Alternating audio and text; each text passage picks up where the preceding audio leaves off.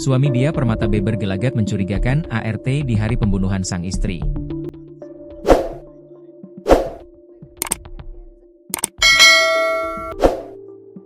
Ferry Riana, 38, sempat tak menyangka jika asisten rumah tangga, ART-nya, Ade Mulyana, 26, tega membunuh istrinya Dia Permata Karisma, 27. Peristiwa itu terjadi di perumahan PJT 2, Desa Jatimekar, Kecamatan Jatiluhur, Kabupaten Purwakarta, Jawa Barat, Selasa, 12 Agustus 2025. Pasalnya, Ferry sudah menaruh rasa percaya kepada Ade, apalagi ibu kandung Ade telah lama menjadi asisten rumah tangga di keluarga Ferry. Jadi sebenarnya Ade itu sebagai asisten rumah tangga nggak sendiri, dia bareng dengan ibunya yang sudah juga bekerja lama. Tapi, setahun terakhir ini Ade bekerja sendiri karena dibutuhkan tenaganya yang bisa mengangkat barang-barang berat untuk berjualan, kata Ferry, dikutip dari tribunjabar.id, Kamis, 14 Agustus 2025. Menurut Ferry, istrinya menjalankan usaha kuliner dan sering mengikuti berbagai bazar. Pada kesempatan itulah Ade sering membantu pekerjaan dia. Istri itu punya usaha, jadi Ade ini suka bantu-bantu pas ada event atau bazar, bantuin barang-barang berat untuk bukan tenan, daripada cari orang baru, jadi Ade saja yang diajak, karena emang sudah sepercaya itu dengan keluarganya, katanya. Pada saat kejadian, Ade tidak menjaga korban, melainkan menjemput Ferry yang sedang bekerja.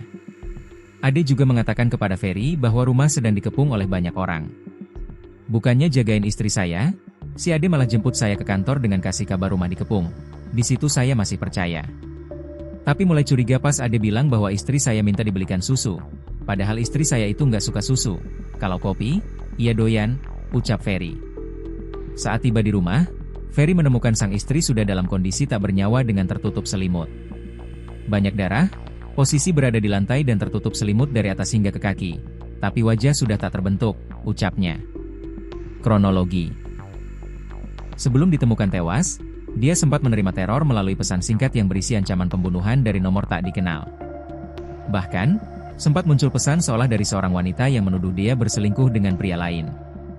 Ferry mulai khawatir dan kemudian meminta bantuan pembantunya, Ade Mulyana, untuk menjaga sang istri di rumah. Hal ini dikarenakan Ferry tengah sibuk bekerja di Perum Jasa Tirta, PJT 2 Jatiluhur. PJT 2 adalah sebuah badan usaha milik negara, BUMN, yang berperan menyediakan pemanfaatan air dan sumber daya air berkualitas untuk memenuhi kebutuhan masyarakat luas, sekaligus menjalankan tugas khusus dari pemerintah terkait pengelolaan daerah aliran sungai, DAS. Ferry tak menaruh curiga sedikit pun terhadap Ade dan mempercayakan keselamatan istrinya kepada pelaku. Tak hanya melalui pesan singkat, Ade juga kerap bercerita bahwa rumah diteror oleh orang asing.